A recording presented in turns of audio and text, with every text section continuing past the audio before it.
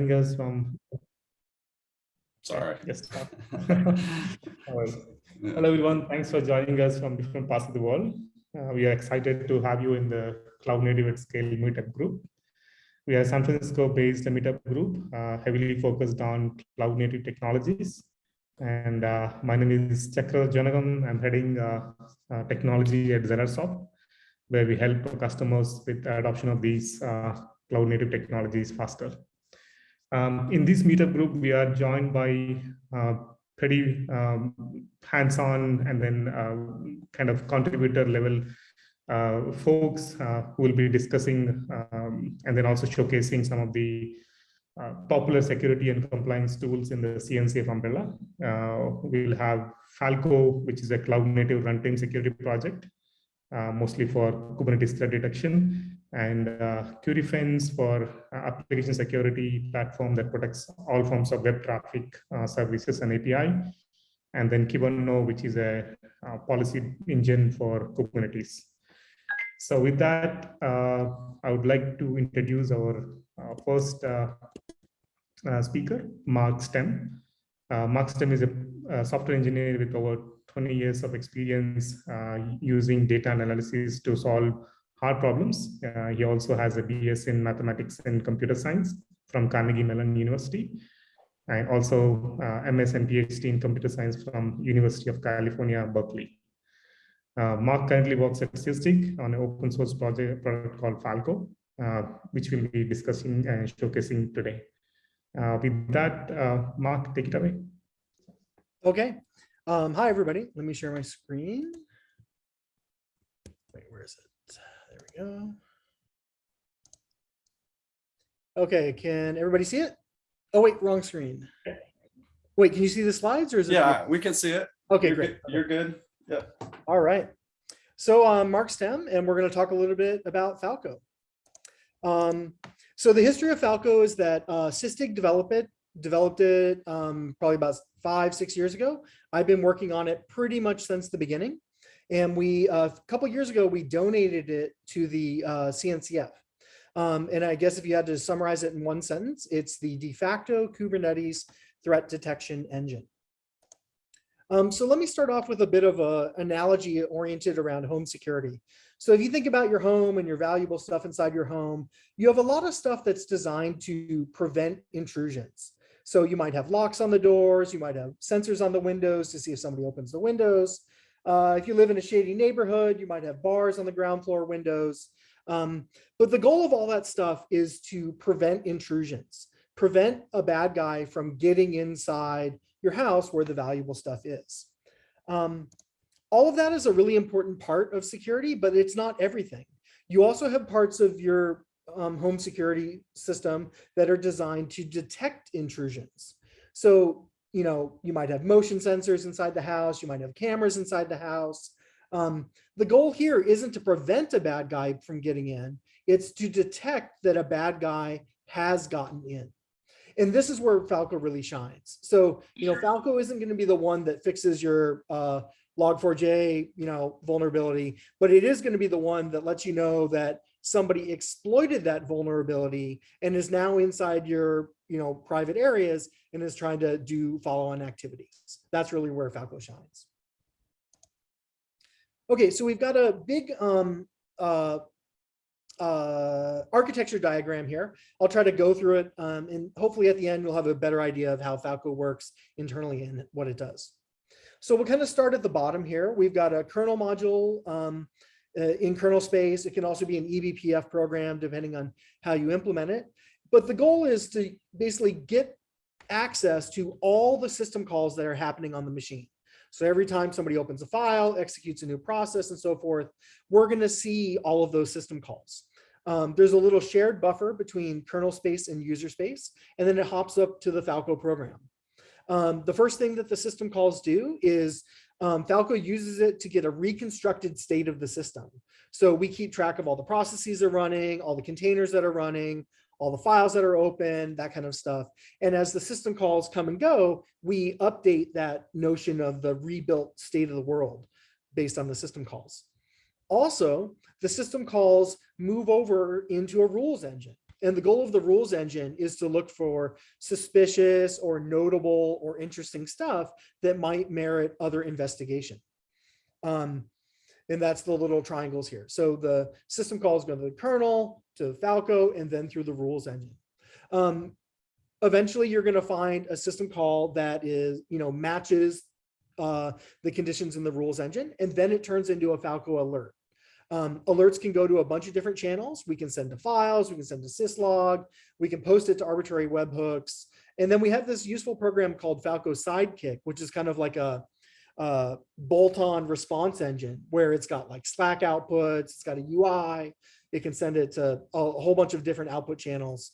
And that makes it a nice way to take the Falco alerts and get them in a good place so you can do further investigation or take actions based on it. So everything I described so far was based on system calls, but the nice thing about the rules engine that we have in Falco is that it's pretty generic and it can handle events that are not necessarily system calls. I've just got an example of that here, and we'll talk a little bit more about it in a second. But Falco has these plugins that can take other kinds of events. In this case, we talked about AWS CloudTrail, and those events can go through the same rules engine in parallel to the system call events. So it's really nice because it allows Falco to work on these high volume streams of events, system calls or AWS CloudTrail, and then look for the interesting stuff in it, and then allow an administrator to take actions when the interesting stuff is found. So let's kind of look at the rules format a little bit. So we have this rules engine that's used in Falco. The way you express rules is just via a YAML file. Here's an example of what that might look like. It's just a sequence in YAML. We've got 3 different kinds of objects. We've got macros and lists. The first 2 are really just used to for like code reuse, so you can not have to repeat little sections over and over. But the rule is really the interesting one. So rules have names. In this case, it's right below binary dir. They have descriptions. So you can say, hey, somebody was trying to write to a file below a set of binary directories. The 2 important fields here are the condition and the output.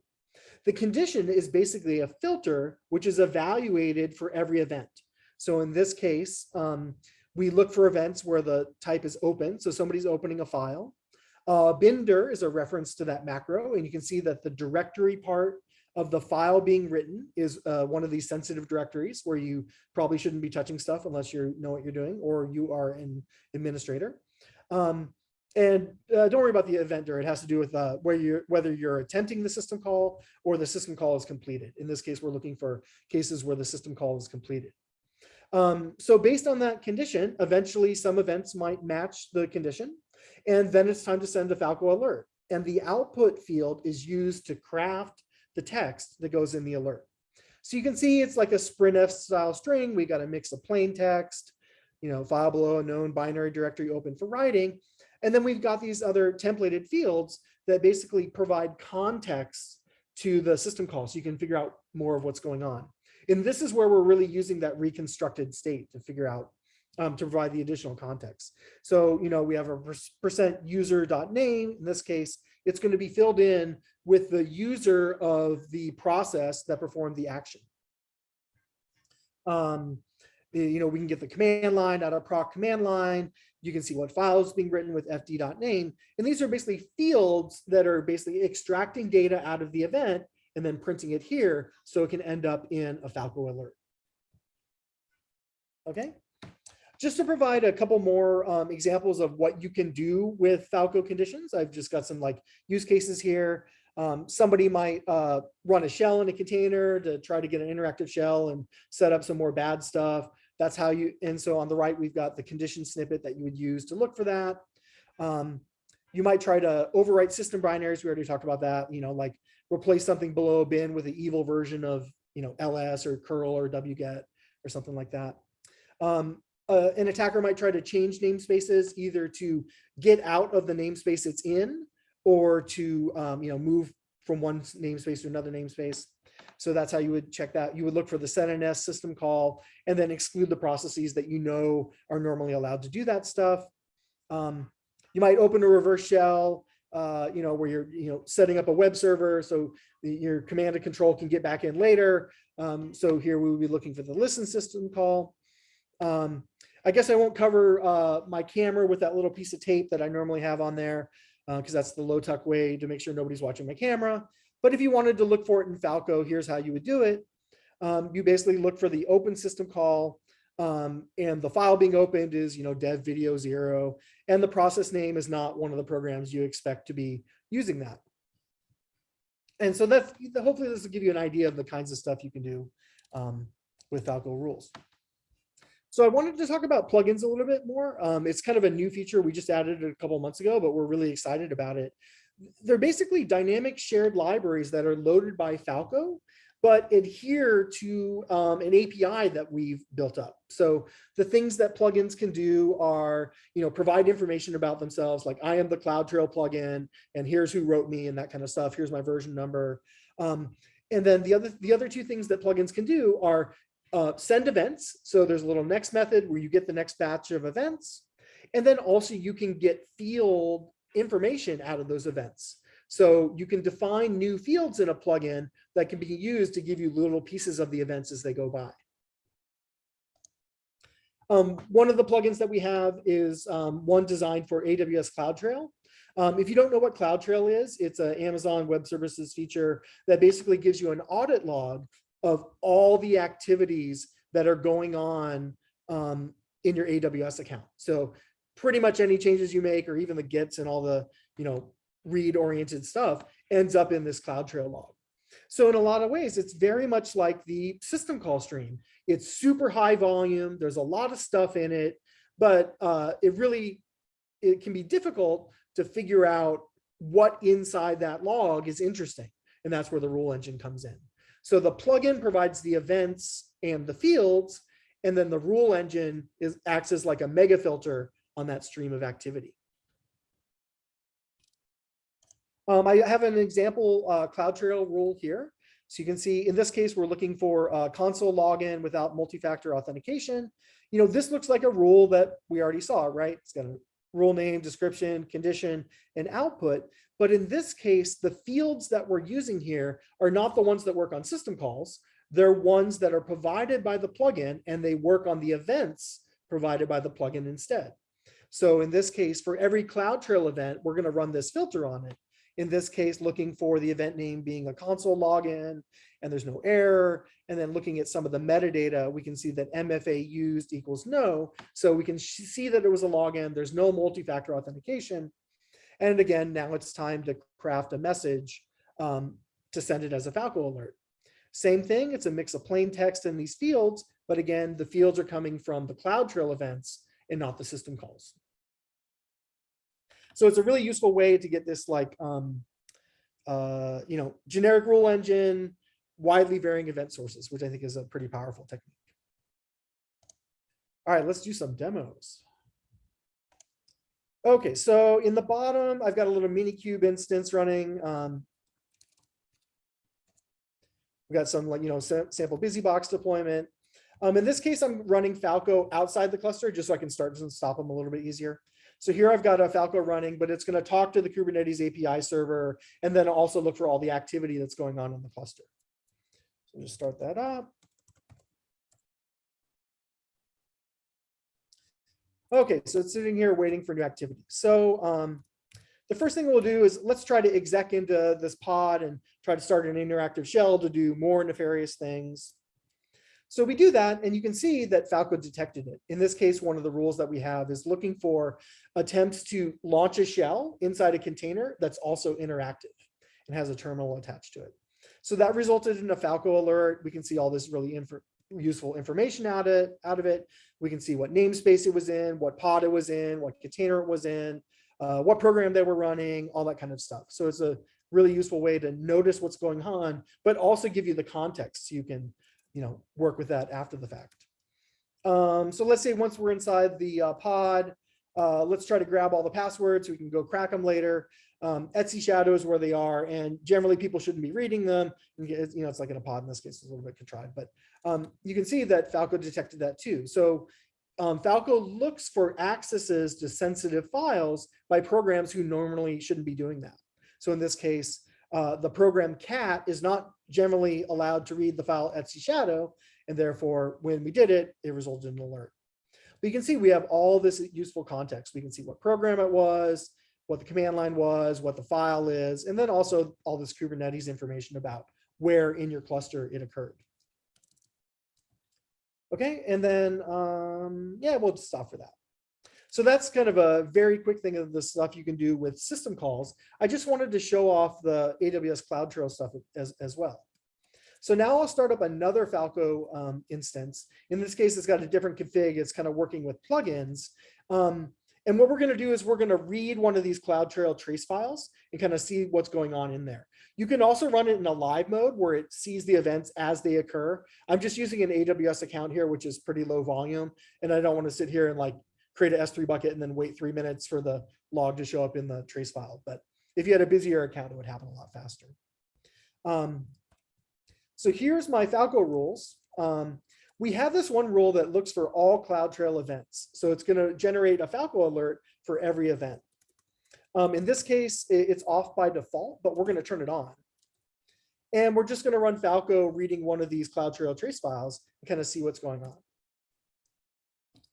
So you can do that, and you can see, you know, we're getting lots and lots and lots of stuff. You know, one Falco alert per CloudTrail event. And you can see there's a lot of stuff going on here. We can see the users, the regions. Looks like there's a lot of like S3 oriented activity. I think there's, oh yeah, so here's one. You can see somebody's working with a DynamoDB, you know, in this case, described table. So you can see it's a great way to see all the activity that's going on in the context of that AWS account. So this was the rule where it's, you know, getting one Falco alert for every event. Let's turn that off and see if we can find just the interesting stuff. So we'll run it again with, you know, the more curated set of rules. Running it again, you can see there was one interesting event in the CloudTrail logs. Again, it was somebody trying to do a console login without multi-factor authentication. We can see the user, what IP they're connecting from, the region, and you know, that kind of stuff. So it's a really great way to get a rich rules engine working on this event stream, give you actionable, interesting information to work with. Okay, so let's go back to my slides real quick. The big thing here is if you want to learn more, just go to falco.org. Everything else is below there. We got documentation, we got blog posts, we got use cases. You can learn a lot more just by going to falco.org. Everything's open source, so our organization is called Falco Security. The Falco thing itself is Falco Security/Falco. And if you want to join our Slack channel, it's kubernetes.slack.com. And we got, you know, can learn more, ask questions. Most of the maintainers hang out there, so we can help answer them. So Yeah, and I dropped the links in the chat there. great, thank you. Yeah, so you guys can do that. And Yeah. all done. Thanks Oh, great. So I think you're right at the 15-minute mark, but maybe, yeah, good job. Maybe, Chakri, one question, and then we'll move to the next speaker. Is there anyone that's standing out? And then if we don't get to them, we'll answer them at the end. So we're going to have a Q&A towards the end. But, yeah, definitely. Yeah, we have 4 questions in there. Definitely we'll take one and then we'll cover later. So in terms of the question, does Falco AWS plugin work too with other cloud providers? For example, Azure Activity Logs. Yeah, it's a coming soon type of thing. We want to expand it to have more kinds of sources. I think the only plugins we have now that are not for development use is we have AWS CloudTrail. We have one for Okta, so we can read the Okta logs. And the other ones are as soon as we can get time to write them. Okay, so just one more. Does Falco work with ephemeral containers? A little bit, you know, they're tough because they come and go, but we do have on the commercial side. I think actually in the open source side, we do have people that use them, and they can get some visibility. Sure. Okay. Yeah. We'll be taking other questions at the end of meetup. So that's great presentation, Mark. Definitely very curious to dig deeper. And then we'll move to the second one now, CURIEFENSE. So CURIEFENSE will be presented by Zuri Bayoche. I think I did not clear your name. So Zuri is a co-founder and chief technology officer for Tel Aviv-based cybersecurity company called Replace. And then he's also a co-creator of CURIEFENSE. So he'll be presenting us with CURIEFENSE. Zuri, take it away. Thank you very, very much. Are you guys able to see my slides? Yes, we can see. It's a little bit loud. Can you increase the font? All righty. Just start my timer, so I'll be on time. There you go. So thank you for inviting us. Thanks everybody for joining us today. CURIEFENSE is an application security platform that you can plug onto Envoy or Nginx, whether you're using it within Kubernetes context, ISO context, ingress gateway, sidecars, whatsoever, or as a standalone proxy, whichever way you're using those proxies, so you can plug CURIEFENSE on top. It's an application security platform that currently has a CNCF sandbox project. We're looking towards next year to apply for incubation. And today, I'd like to use the better part of the 15 minutes to share with you about the product, the architecture, and some concepts, go through a live demo, and if time will allow us, perhaps even sharing some of the roadmap, upcoming features and capabilities. So when we're talking about application security, I will emphasize the part of application, meaning the layer 7 security. So Falco, for example, that we just saw a great demo, is focusing on the system layer, I would say, the operational layer of Kubernetes, resources, etc., the container security. We comes in on top of it, focusing on the application, the actual HTTP protocol, APIs, etc., etc. CURIEFENSE, as I said, extends Nginx and Envoy the very same way. So it's identical API, identical architecture, and provides multi-layer security that I will show soon in the demo that prevents host opt-in. So think about it as a WAF on steroids, or even, I would say, given it's an API driven, you can think of it as a programmable WAF, as an automated WAF that does a lot more than what you would expect or what you used to get from projects such as Mod Security. For example, we build it in a way of which it will have the simplest way for input and output, meaning the configuration can be fed in a variety of ways to make sure it will not stand in anybody's way of operating DevOps, DevSecOps, etc.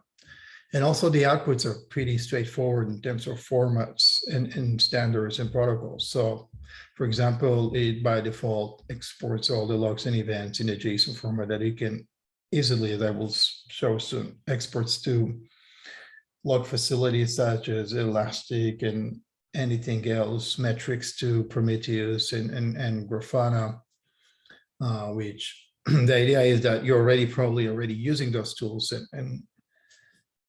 so we would just join or add our data to existing operation rather than introducing and imposing new technology and new stock to the DevOps day-to-day operation.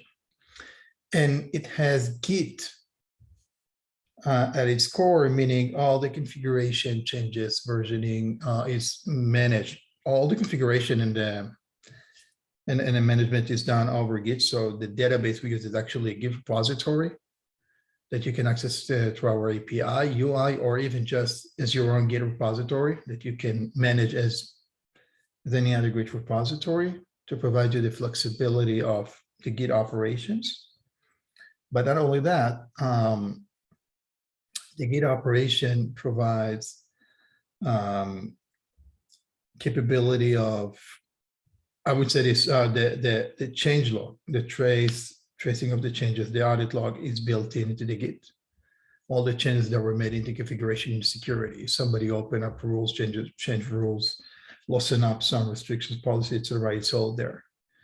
And not only that, the Git branching is also built in, so you can, and it will be great at the demo to see, actually, you can fork production into staging, do some testing, etc. You can distribute multiple configuration to multiple data centers or regions in a cloud, and have all the flexibility in terms of the Git.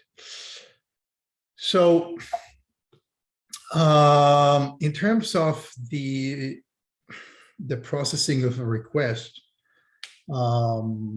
we run multiple processes in the following way, as you see from left to right, providing all sort of security tools and addressing all different type of threats and risk within the requests of which the system is actually dealing with.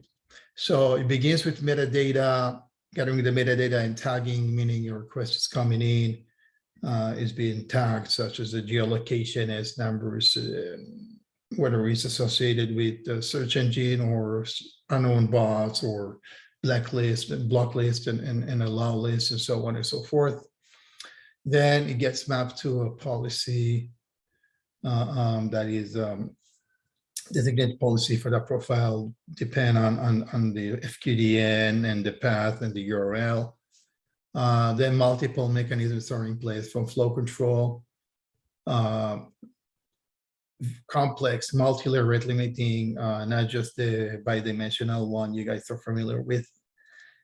Super friendly ACL. Sorry about all those superlatives, but the demo should prove that. And then comes the content filter, which actually looking into the actual payloads and compare them with signatures and rules. And at each and every of those steps, decision, so-called custom response, can be triggered, meaning either dropping the request, rejecting it, or redirecting to another page, or just continue to the next one and then back to the proxy, which then the proxy handles that the way it's supposed to. So that's a multi-staging, as you see, a multi-staging mechanism. Everything that happens within the system, including the metadata, the tags, the actual payload, goes into the logs, which continuously get analyzed and so for further, further security and further analysis and detection. I know this is a very techy meetup, so I put a slide for the languages which we are using within the project. So the core product, I would say the proxy extension is implemented in a Rust, which we compiled as shared object, not yet as WASM, given some restrictions and limitations on our proxies, but rather as a shared objects, and we glue it to the proxies, Envoy and Nginx using Lua. So Lua is just the glue to the shared object where everything is happening. We got some other components in the system. For example, the gRPC logging for Envoy implemented in Go. The UI management, which will run through the demo, is Vue.js on top of Node.js. And our API, server synchronization scripts, and all of that are maintained, done in Python. I think those are the links for the project. So CURIEFENSE.io, GitHub. You can join our Slack, newsletter, community. Obviously, we're looking for talents to grow the community and so on. So just drop me a line at siri@ribley.com. I'll be happy to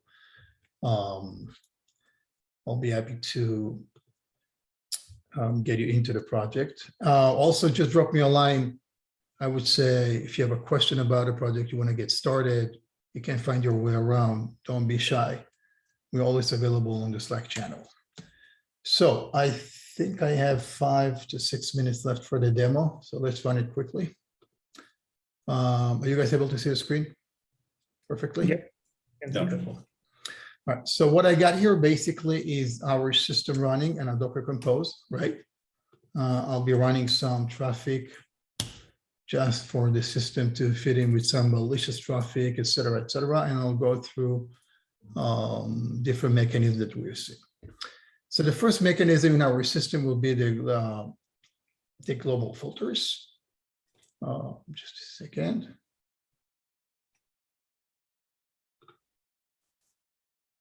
Okay.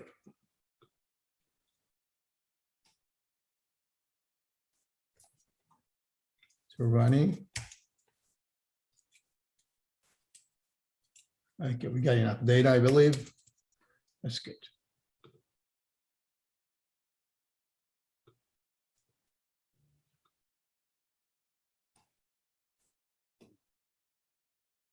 All right.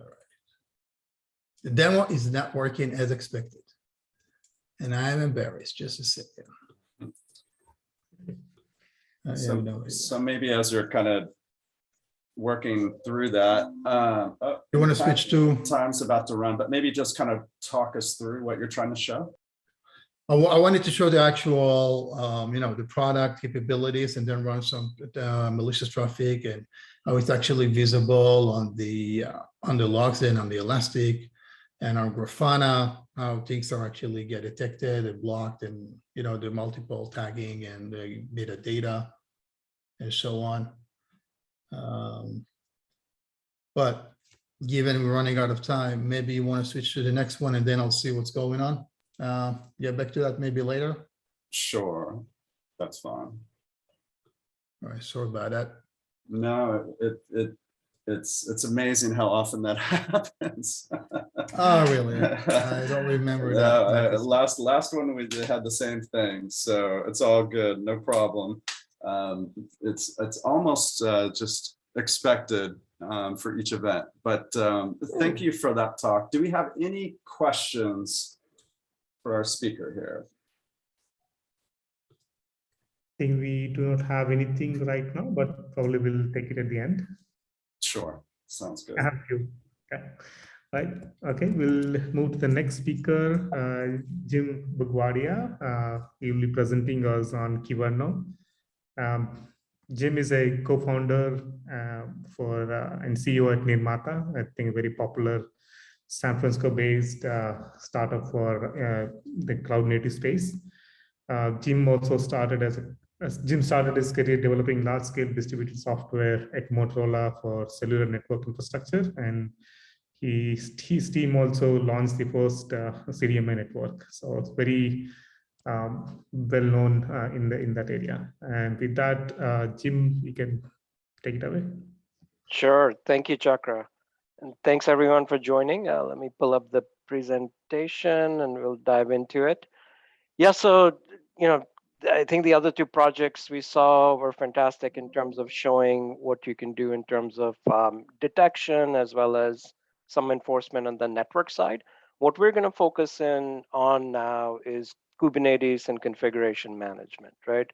So as you probably have seen in the headlines, configuration management tends to be the leading cause of pretty much any security issue, about like 84 to 90%, depending on the survey. So how do you prevent this? How do you make sure your developers are deploying, their workloads in a proper manner, in a secure manner? And how do you do this at scale in an automated fashion, right? So we'll talk about why policies matter. And myself as a developer, policies were not really seemed like something I would look forward to. But the more I understand how policies can be used in Kubernetes, I've come to believe that you can't run production Kubernetes without policies, right? So, and I'll explain why, and then we'll talk about Kyverno and its motivations, what it does. We'll do a quick demo, and then we'll just wrap up, right? So Chakra already introduced me, so I'll skip past that. So let's dive into why policies matter, right? And really, if you think about Kubernetes, it's kind of like, it always reminds me of, that this fable about the 10 blind men and the elephant, right? Because there's so many, different roles in Kubernetes that come together, and at least there's developers, security, and operations, right?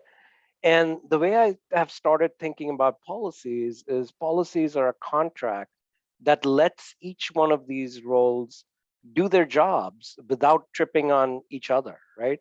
And without that, if you want to be successful in Kubernetes, it's extremely difficult and it's extremely hard to automate some of these handoffs between security operations and developers. And policies are the key to solving that at scale. So they enable the separation of concerns across roles. They allow you to secure configurations, again, using Kubernetes declarative config management principles. And they allow you to automate some of these handoffs that you would typically see between developers, security, ops, others.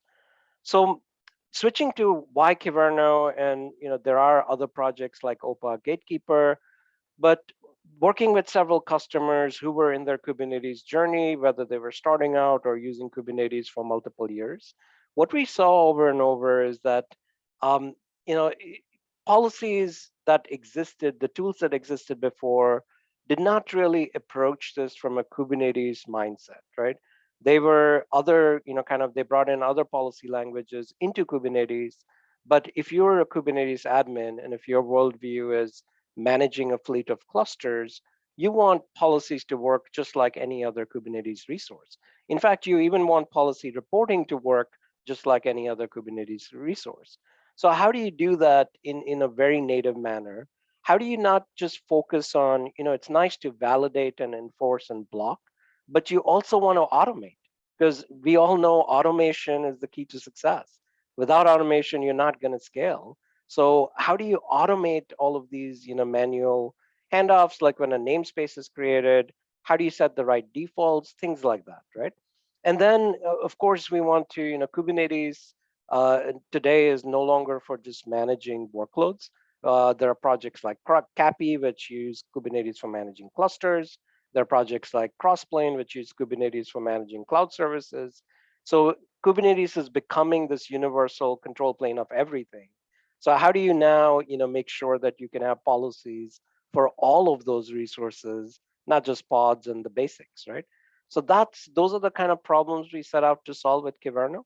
And we've seen phenomenal adoption. We see about 5 million downloads, image pulls per week right now. And Kyverno is just growing, extremely rapidly as a project.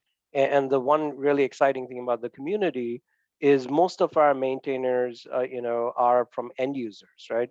So it's actual users coming in, contributing, helping, shape and guide the project as we grow. So in terms of what Kyverno does, its main function is as an admission controller. And just to explain that a little bit, in Kubernetes, being modern microservices style of software, everything in Kubernetes goes through the API server. So even if you exec into a pod, guess what? There's a connect request sent to the API server. If you try to run a pod, of course, or configure a deployment, all of that goes through the API server. So Kyverno policies plug in at that API server level, and Kyverno receives an admission review request and can respond back into the API server to either allow, deny, or even mutate or generate configurations based on API requests. So Kyverno helps make Kubernetes programmable in that sense and allows a lot of different things to be done. But you can also use Kyverno, just for background audits and scanning if you just prefer to detect. And that's an easy way to get started. If you have production clusters, you obviously don't want to, impact existing workloads. So you can start with detection. Or if you want to run this in your CI/CD pipeline, today in security, everybody talks about shifting left. So how do you do that correctly? Well, you can start with your CI/CD pipeline, scan your manifest, and give that feedback, right? In terms of the workload itself, Kyverno is pretty much, self-managing. We've tried to make it as easy as possible, and we're continuously adding more, value there. But it runs as a Kubernetes native application, self-registers with the API server, and starts, managing policies, right? And we'll take a quick look at that in some of the demos. So speaking of use cases, and we won't get to cover all of these, but happy to kind of, on our Slack channel, which is on the Kubernetes workspace, or, in future sessions, we can talk about deep dive into different things. But the basics that I want to show today is pod and workload security, which is a must-have if you're running any workload in Kubernetes, right? even for your dev test clusters, because most attackers know that your CI/CD pipeline, your dev test clusters tend to be the weakest spot. So they will try to enter in through there and get access to other more critical systems through these areas, right? Also, like, managing best practices, like simple things like probes and health checks or resource quotas. How do you make sure those are configured correctly? How do you, if you have multiple apps or multiple teams using clusters, you need multi-tenancy. And, it's very difficult, again, to get this correct in Kubernetes, and Kyverno can help with a lot of those use cases. If you have CI/CD workflows like we talked about, and you want to, provide those policy checks there, that also Kyverno, and I'll show a quick command on how you can do that and how you can just check the posture of your clusters. And then finally, image signing and supply chain security, right? So you've probably all seen headlines from like SolarWinds and Log4j and all of these kind of issues. In fact, this has become so critical that in February, President Biden in the U.S. Issued an executive order to say that any government supplier has to do better in terms of software supply chain, right? Has to be able to showcase how their software is built, and kind of give some proof points on what the software is composed of as well. So container image signing, container image verification, attestations, integrations with projects like Sigstore, Kyverno does a fantastic job of. And again, in the future sessions, we can deep dive more into that. But let me just quickly show what a Kyverno policy would look like, and then we'll switch to a live demo. So every policy is composed of multiple rules. The rules can match and exclude based on various filters. So there's a lot of flexibility, everything from users to namespaces to kinds to labels. So you decide how the policy gets applied. And then you can choose to either mutate resources, verify images like container images, including, by the way, you can look up OCI registry data and check, for example, one interesting policy in the community that was developed was, if my image is more than 6 months old, block it, because you probably need to patch that image and check for security fixes, things like that, right? Validating resources like we talked about, and then generating new resources like default network policies, fine-grained roles, permissions, even things like if you are using Istio, generating Istio policies based on other settings, things like that can be done with Kyverno, right? So several use cases. Yours are extremely simple policy, right? And all this is doing is checking for required labels. Labels, of course, are like just proper hygiene. You want to make sure all of your apps, your workloads, your namespaces have all the right labels. So this is checking for a default label, which is app.kubernetes.io, right? And the name of the workload itself, which is something, again, fairly basic, but shows you how simple a Kyverno policy can be. This can be managed through kubectl, customize, but there's several other more complex policies that can be built. So I'm not going to go through, in the slide deck, I'll share various features, but I want to quickly show, before I show a live demo, on the Kyverno.io site, if you go to our policy library, there's about 140 different policies contributed and managed by the community, right? So if you're running Kubernetes, you definitely want to take a look at these. At the minimum, you have to enforce pod security. There was a question before on what's pod security admission. So let me kind of switch to the demo and we'll talk about that, right? So here I have a Minikube cluster running locally. I'm going to use that for demo. I have a some ingress, like I think Nginx or something running, so nothing more on it. So by default, if you're running stock Kubernetes, Kubernetes is not secure by default, right? So if I have permission to run any pod in any namespace, and if I'm not running pod security, and if I know a little bit about how the container security model runs, like this one-line command, what it will allow me to do is not only does it run a container in the namespace I'm allowed to, but it's going to do an NS enter, it's going to mount proc on my host, and basically give me root access if this works I get root access on my system, right? So as I see here, what it seems like is I got bash. So if I do, all right, let's take a look at where I am. So sure enough, I'm in something that looks like a root directory. Can I go to proc? Yes, I can. Let's try and see, how Kubernetes was installed over here. So I'm immediately seeing, so this is of course, Minikube again. So I see how Kubernetes was installed. And if I do something like catadmin.conf, sure enough, I'm able to see exactly, my certificates, how I'm talking to the API server. All of this is available. And the only permissions I need to get to this is I need to be able to run a workload, right? So that's the default in Kubernetes. So how do you prevent against that? You need to run pod security. And what pod security does is it's going to enforce and make sure that you cannot run privileged pods, you cannot mount, host access and things like that, which is, of course, not a best practice, right? So what I'm going to do is I'm going to show you first, without even installing Kyverno, I'm going to show you a one-liner, which is just running customize. It's pulling from a GitHub repo, which Kyverno manages policy libraries at, and it's running, the Kyverno CLI and checking for the security posture in my default namespace, right? So if I run that, it's going to pull down some policies, scan the cluster, and immediately it's telling me, hey, these are problems you need to fix. Because remember that pod we just ran as root? This is running in privilege mode, things like that would have been scanned. So you can do this without installing Kyverno. You can run this in your CI/CD pipeline against a cluster or against manifest. So lots of simple ways to check and scan. But this is only checking, against my cluster. What if I want to block this, right? So let's look at something else. I'm going to now apply these pod security policies. Well, actually, before I do that, let's install Kyverno, right? So I'm not even running Kyverno right now, but what I'm going to do is instead of main, I'm going to go into release 1.6.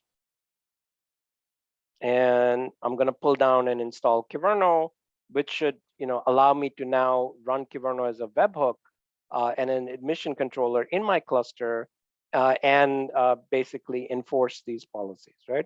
So if I look at, let's say -n Kyverno, we want to get logs. On the deployment, so good, Kyverno is running, but I don't have any policies installed at this point, right? So let's go back and try and install the pod security policy library from Kyverno. So I'm going to say, let's go to the customize command, and we will go ahead and run this in enforce mode, right? So now, this command didn't quite work. So I will have to say apply -f and dash. Okay, so now it should pull down the, the pod security policies from Kyverno. And by the way, this could be your own Git repo, right? So we just happen to be doing this from the library that the community manages. You could have your own GitOps tools or your own repo kind of pushing this.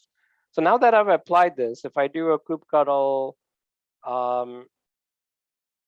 get cpol, cpol is short for cluster policy.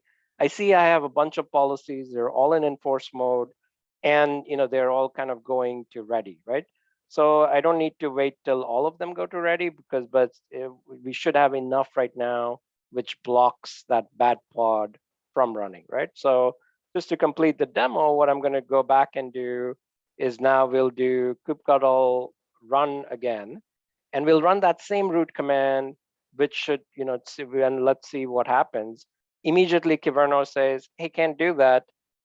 And the pod wasn't allowed to run because you need to drop capabilities. You can't, go into the host namespace, can't escalate privileges. So all of that is checked and enforced, right? So pretty quick demo, but hopefully gives you, a view about how powerful and simple Kyverno is. And in a few minutes, I went from insecure to quite secure, looking at the restricted policy set in Kyverno, right? So just to kind of wrap up, and then we'll kind of see if there's Q&A and other things we can show. So Kyverno's focus is on securing and automating Kubernetes that can be used for auditing. but it can also be used to block and prevent misconfigurations for security, for best practices. You can use it as an admission controller, scanner, a CLI. It's lots of flexibility. And the whole idea is make Kubernetes security and automation simple, right? So a few minutes to get to a secure cluster. Certainly lots of activity in the community. So join our Slack channel, take a look at kyverno.io for our docs, for the policy library. If you kind of have any questions, reach out either on GitHub. So certainly there's lots of ongoing things. We're working on our 1.7 release, which has some very new and interesting features, including around that 6-store and supply chain integrations. There's also a certification. So this lets you, once you've played around with Kyverno a little bit, go try this out and see if you can kind of get through the basic concepts and training, right? And also, if you're running multi-cluster Kyvernos, there's both from, I think Red Hat just rolled out some support for that through their GitOps and integration. Nirmata also offers multi-cluster sort of policy management capabilities. So lots of solutions kind of showing up in the community, right? So yeah, so let me stop there, see if there's any questions and answers, and certainly, and based on time, we can proceed further. Yeah. Thanks, Jim. It was pretty good, pretty cool demo. We do not have any questions, but I do have a few. So in terms of the microservices authentication, do you have any integrations, Jim, with Kyverno? No, so Kyverno is not a general purpose policy engine like Rego, right? So it's not meant to be used at the application layer for microservices authentication. It's designed for Kubernetes. It's meant for Kubernetes admins and ops. Okay, so kind of Kubernetes focus only, right? Yes. I've seen the auth in terms in your slides. I've seen authentication somewhere. Like, what does that authentication refer to?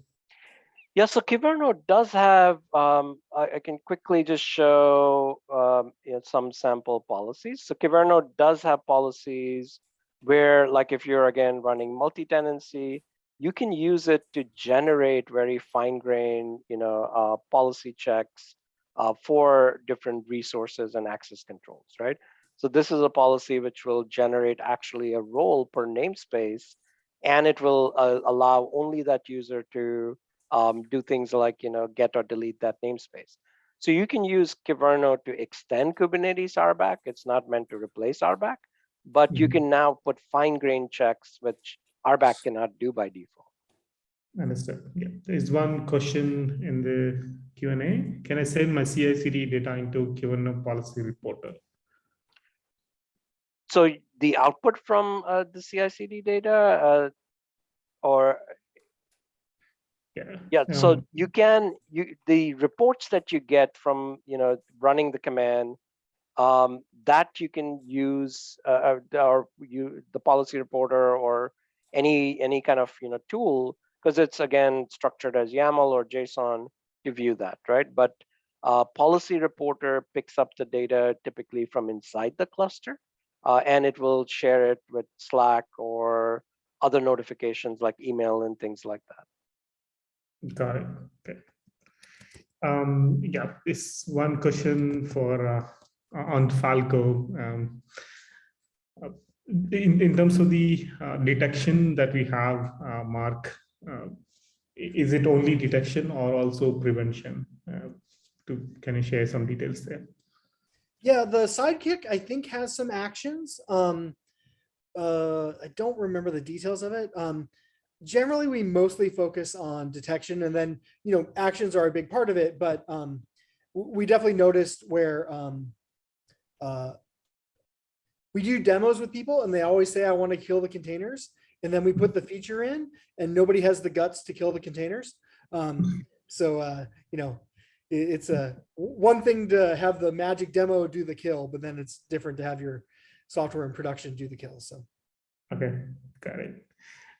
So in terms of the persona, is it mostly targeted towards like the security team? Is it also who do you think is most benefited by this? Yeah, mostly. I mean, it blurs a little bit because sometimes the ops guys, like in the smaller places, the ops guys also do security. So then it's all them. But we find in the bigger places where they have a dedicated security team, then it's more split, where the security team wants to know everything, but they generally can't change everything. So, right. So overall, does it kind of take away some of the policies that enterprises, like some of the policies that they need to implement, or some of the practices in terms of the audit? Does it take away any of those practices that you typically do otherwise manually? yeah, I mean, that's the intent. The idea is that you can write a good set of rules that look for all this stuff. And then once you've got your curated effective rules in place, you just kind of let it run and wait for the pagers to go off. So. Yeah, I think most of the tools that we discussed today are kind of taking away some of these policy pain points from a Kubernetes-based environments. Yeah. Any other questions that you might have for each other thing? We also have a couple of questions, Chakra, that just dropped in the Q&A box there that are open. Yeah, sure. So this is for Jim. Just in case I want to run the demo, do I have use the same image that you use in the demo, or demo will run on public image? Yes, so Kyverno can enforce on any image, right? So you can, whether it's public, private, whatever you're running in your cluster. For the other, like the command that I showed, if you want to attach, and do the NS enter, even that you can. So I was just using BusyBox as a public image, but you can use any image. There's other examples out there also in how to, exploit Kubernetes in that manner and through privileged pods. So, cool. I think that answers all the questions that we have. All right. Thanks. Thank you, Jim, Mark, and then Zuri for a wonderful session. Josh, do you have anything else to share? No, I just like to say thank you, everybody, for sharing these projects. We have a recording here. We'll send the recording out tomorrow with the presentation, so you'll have all of that. And we'll be announcing our next event. That'll be in a couple of weeks. We should be announcing that tomorrow or the day after at the latest. Yeah, and I think that's it. So thank you, Chakri. Thank you to all our speakers. And we will be in touch. Take care, everybody. Have a good day. Okay, Thanks, bye. everyone. Bye-bye. All right. Take care. Bye.